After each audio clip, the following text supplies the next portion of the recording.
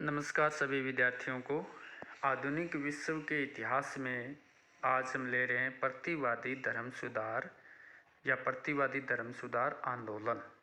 यानी जो धर्म सुधार हुआ उसके काउंटर में यानी उसके विरोध में जो कैथोलिक ईसाई धर्मावलंबी थे उनके द्वारा जो कैथोलिक धर्म के अंदर सुधार किए गए उसी को ही प्रतिवादी धर्म सुधार के नाम से जाना जाता है। यानी जब कैथोलिक धर्म में सुधार के लिए जो प्रोटेस्ट हुआ उसके आधार पर एक प्रोटेस्टेंट रिलीजन बना, तो अब कैथोलिक ईसाई जो गूढ़ इसमें विश्वास करते थे उनको लगा कि अब ज़रूरत है, आवश्यकता है कि कैथोलिक ईसाई धर्म के अंदर सुधार किए जाए, अन्यथा लोगों का विरोध बढ़ता जाएगा और प्रोटेस्टेंट वादियों की जो तादाद है, संख्या है या जो फॉलोवर्स है वो भी बढ़ते जाएंगे। तो इसलिए उनके द्वारा जो कैथोलिक धर्म में सुधार किया गया उसी को ही प्रतिवादी धर्म सुधार के नाम से जाना जाता है। जैसे अगर इसकी परिभाषा हम देखें कि प्रतिवादी धर्म सुधार क्या है, अगर आपसे 2 नंबर के क्वेश्चन के अंदर पूछा जाए कि प्रतिवादी धर्म सुधार, तो हम बोलेंगे कैथोलिक ईसाई धर्माधिकारियों द्वारा प्रोटेस्टेंटवाद की चुनौती का मुकाबला करने के लिए अपनाए गए धर्म सुधार कार्यक्रम को ही प्रतिवादी धर्म सुधार आंदोलन या कैथोलिक धर्म सुधार आंदोलन के नाम से जाना जाता है। प्रोटेस्टेंटवादी ईसाई मत की बढ़ती हुई लोकप्रियता को देखकर कैथोलिक धर्म अधिकारियों के खेमे में घबराहट फैल गई और अपने अस्तित्व को संकट से बचाने के लिए उन्होंने कैथोलिक ईसाई धर्म में एक गंभीर सुधार का कार्यक्रम चलाया जिसे प्रतिवादी धर्म सुधार के नाम से जाना जाता है।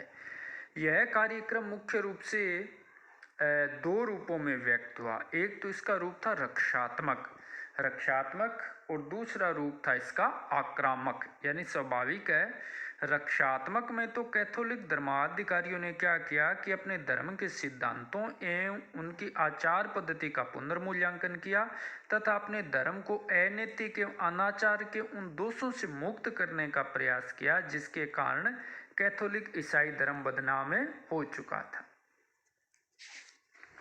तो ये प्रतिवादी जो धर्म सुधार आंदोलन है उसी को हमने ले हैं। उन्होंने आधारभूत इनका मूल्यांकन किया और उन दोषों को दूर करने का प्रयास किया जिसके कारण ईसाई धर्मावलंबी है या ईसाई धर्म है वो पूरी तरह से बदनाम हो चुका था। कैथोलिक ईसाई धर्म द्वारा चलाया गया ये एक तरह से आंतरिक शुद्धिकरण का अभियान था। स्पष्ट है, प्रोटेस्टेंट धर्म की जो नई चकाचौंध के समक्ष अपने धर्म को सुरक्षित बनाए रखने के लिए चलाया गया था और ये एक तरह से आंतरिक सुधार की प्रक्रिया थी। इस प्रक्रिया के तहत क्या क्या प्रयास किए गए, तो इसमें 2 प्रयास मुख्य रूप से किए गए। एक तो जो उस समय पोप थे, पोप पॉल तृतीय के जो प्रयास है वो हम देखेंगे, और दूसरा हम देखेंगे ट्रेंट की जो सभाएं हैं उसके बारे में हम चर्चा करेंगे। तो सबसे पहले बात कर लेते हैं पोप जो पॉल तृतीय है उसके द्वारा क्या किया गया। मतलब 1536 के अंदर क्या है कि एक कमेटी बनी थी। उस कमेटी का बनाने का उद्देश्य था कि जो ईसाई धर्म के अंदर जो कमियां हैं या जो बुराइयां हैं या जो अंधविश्वास है उनके ऊपर अपनी रिपोर्ट दे ताकि इसमें सुधार किया जा सके। और उस कमेटी ने 1537 में अपनी रिपोर्ट दी और उस रिपोर्ट का नाम था a report of the cardinals and other prelates on the reform of the church.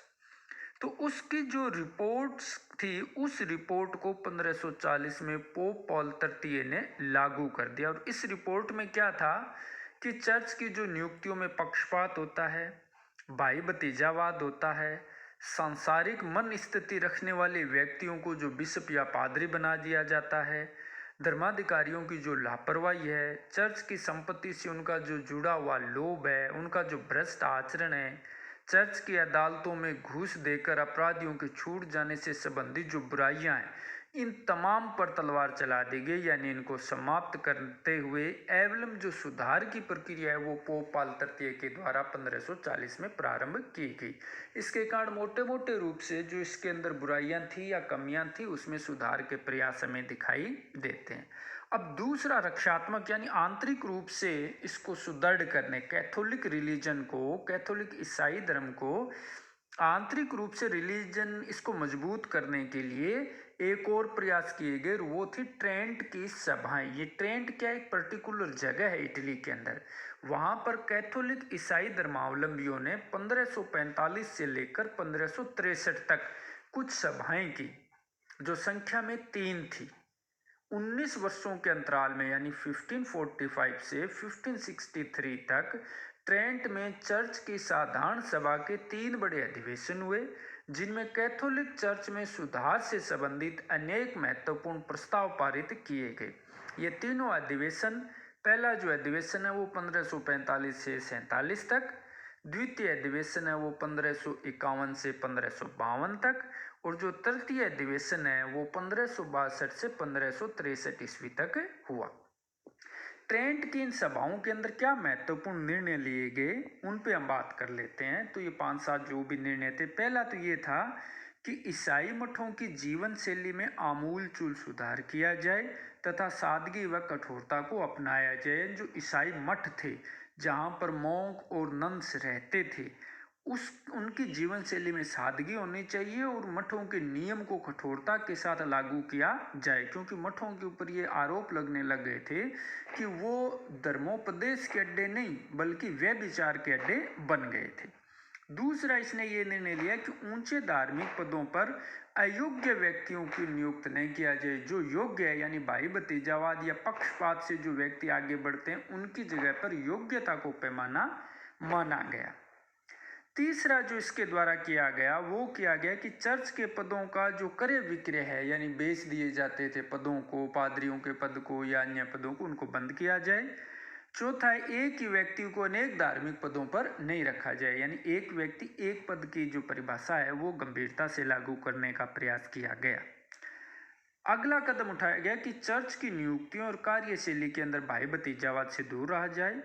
पाप विमोचन पद्धति, जिसकी इंडलजेंस, ये कई बार ऑब्जेक्टिव क्वेश्चन के अंदर पूछा गया हिस्ट्री में भी कि इंडलजेंस क्या है। तो ये पाप विमोचन पत्र जिसकी हम बात कर रहे थे, जिसको पोप का प्रतिनिधि जो टेटजल था वो विटेनबर्ग जर्मनी के अंदर बेच रहा था, और जिसके आधार पर ही मार्टिन लूथर ने इसका विरोध किया और 95 थीसिस है वो विटेनबर्ग चर्च के गेट पर लगा दी, जहाँ से इसकी धर्म सुधार आंदोलन की शुरुआत मानी जाती है। तो उसमें जो धन देकर पाप को मुक्त करने का बात की जाती थी, उसको अस्वीकार कर दिया गया। अगला ये कहा गया कि धर्मशास्त्रीय गुरुकुल की स्थापना की जाए, और अगला ये कि जनता की भाषा में धर्मोपदेश दिया जाए, क्योंकि अभी तक जो लैटिन प्रमुख भाषा थी उसके स्थान पर अब क्षेत्रीय भाषाओं को महत्व दिया गया।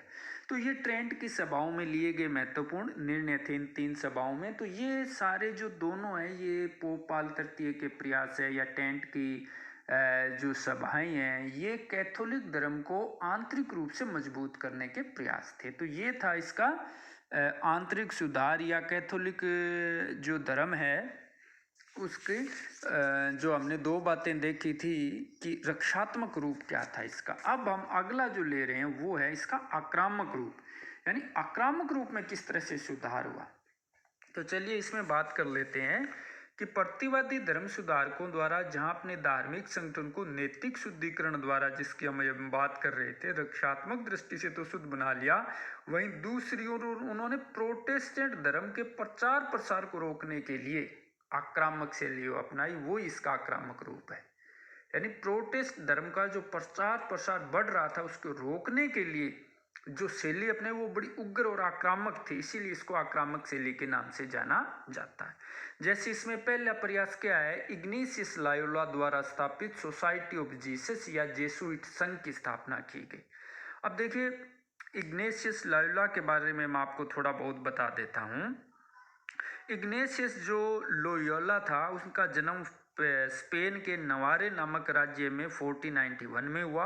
वह एक सामान्य कुलीन परिवार का था और उच्च कुलीन परिवार में स्थान बनाने के लिए महत्वाकांक्षी था। इस दृष्टि से उसने एक सैनिक के रूप में विशिष्ट व्यक्तित्व विकसित करने का प्रयास किया। स्पेन के शासक चार्ल्स प्रथम की ओर से फ्रांस के फ्रांसिस प्रथम के विरुद्ध हुए युद्ध में उसने जोश खरोश से भाग लिया था। उसके जीवन में मोड़ तब आया जब 1521 में पोप के एक गोले से उसका दायां बांह जख्मी हो गया। ऑपरेशन के समय जख्मी हिस्से तोप के गोले से मांस से हटाकर उसकी टूटी हड्डियों को जोड़ दिया गया, लेकिन अब उसका दायां पांव है वो बाएं पांव से छोटा हो गया। इन शारीरिक विरूपता से इग्नेशियस बहुत निरुत्साहित हुआ और सेना में उच्च स्थान प्राप्त कर प्रतिष्ठित अभिजात वर्ग में शामिल होने की उसकी जो महत्वाकांक्षा है वो अधूरी रह जाती है। तो इसलिए वो एक संगठन बनाता है, उसी को उसने नाम दिया है जेसुइट संघ, यानी सोसाइटी ऑफ जीसस। ये बड़ा ही महत्वपूर्ण संघ था। अगर आपने भी कभी सुना होगा कि ये जेसुइट संघ है, यानी कभी पढ़ा अकबर के दरबार में भी जेसुइट संघ के जो लोग हैं वो 3 बार आए थे। यहाँ पर भी ईसाई धर्म के प्रचार प्रसार में इस जेसुइट संघ ने बहुत महत्वपूर्ण भूमिका निभाई थी। तो फिर उसने एक मतलब संघ बनाकर ईसाई धर्म के अंदर सुधार करने का महत्वपूर्ण प्रयास किया। तो इस दिशा में उसने ये संघ बनाया, जेसुइट संघ या सोसाइटी ऑफ जो जीसस है। इसके सदस्यों को मठों में बंद नहीं रखा गया, उन्हें विश्व के विभिन्न भागों में कैथोलिक धर्म के प्रचार प्रसार के लिए भेजा गया और उनका उद्देश्य ही था धर्म विजय। और इसी सिलसिले में बहुत सारे जेसुइट संघ के लोग हैं वो भारत भी आए और इन्होंने धर्म को बढ़ाने के साथ साथ शिक्षा और स्वास्थ्य के क्षेत्र में बड़ा काम भी किया।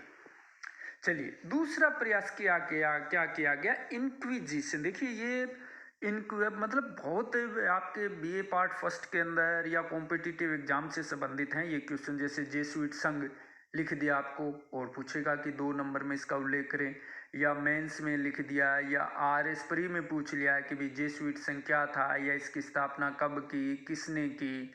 इसी तरह से इंक्विजिशन क्या है, ये आपके 2 नंबर के अंदर, और इनमें से कोई ना कोई तो पूछे जाएंगे। लिख दिया इंक्विजिशन। अब आपको समझना है कि इंक्विजिशन क्या है। हिंदी में इसको धर्म परीक्षण कहते हैं एक तरह से।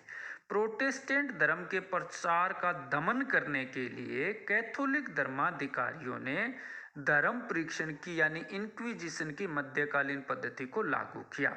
इस पद्धति का प्रयोग है वो परंपरागत कैथोलिक धर्म के प्रति किसी भी प्रकार की जो व्यक्ति अवमानना करता था उसको दंड देने के लिए किया जाता था। और अब इसका इस्तेमाल विधर्मियों यानी प्रोटेस्टेंट के अनुयायियों को ढूंढकर उन्हें दंड देने के लिए किया जाने लगा। यानी ये क्या है, इसमें विधर्मियों को पकड़ना, उनको यातनाएं देना, विधर्मियों को अपना अपराध कबूल करवाना और उसके पास धर्म परीक्षण जो अदालतें यानी इंक्विजिशन के लिए जो कोर्ट बने थे वो उनको सजा सुना देती थी। ठीक है, और इस तरह के कोर्ट इटली और स्पेन के अंदर बनाए गए। तो समझ गए होंगे आप कि इंक्विजिशन एक तरह से ऐसे धार्मिक न्यायालय थे जहां पर विधर्मियों विशेषकर प्रोटेस्टेंट अनुयायियों को पकड़कर यातनाएं देकर और उनसे उनका विधर्म कबूल करवाकर उनको भयंकर सजाएं दी जाती थी। कैसी सजाएं दी जाती थी? भयंकर, निर्दयपूर्वक उनको यातनाएं दी जाती थी, जैसे जिंदा जला देना है या मौत के घाट उतार देना है। ठीक है, तो इस तरह से स्पेन के अंदर और इटली के अंदर इन प्रोटेस्टेंट वादियों का बड़े स्तर पर क्रूरता के साथ दमन है इस इंक्विजिशन के माध्यम से किया गया। तो ये इसकी एक आक्रामक शैली थी। इसके बाद हम चर्चा कर लेते हैं। इसके अलावा जो तीसरे आक्रामक प्रयास था वो था प्रतिबंधित पुस्तकों की सूची, जिसको दी इंडेक्स के नाम से जाना जाता है। सन 1557 में रोमन कैथोलिक चर्च द्वारा प्रतिबंधित पुस्तकों की पूर्ति यानी द इंडेक्स लाइब्रोम प्रोहिबिटम, यानी जिनको कैथोलिक धर्म में पढ़ने पर प्रतिबंध था, प्रकाशित की गई कि ऐसी कौन कौन सी पुस्तकें हैं जिनको कैथोलिक धर्म के अनुयायी नहीं पढ़ेंगे। और उनमें मुख्यतः कौन सी थी? प्रोटेस्टेंट विचारकों द्वारा प्रकाशित पुस्तकें थी, तो उनके अध्ययन पर प्रतिबंध लगा दिया गया और ऐसी पुस्तकों को इकट्ठा करके उन्हें जला दिया गया। तो इस तरह से प्रतिवादी धर्म सुधार या कैथोलिक धर्म सुधार ने अपने रक्षात्मक और आक्रामक दोनों प्रयासों के परिणाम स्वरूप प्रोटेस्ट धर्म के प्रचार प्रसार की तीव्र गति को रोकने में सफल हुए और मर्दप्राय जो कैथोलिक ईसाई धर्म था उसको नया संचार या नया जीवन मिला। उम्मीद है आपको वीडियो अच्छा लगा होगा। इसको लाइक या सब्सक्राइब जरूर करें।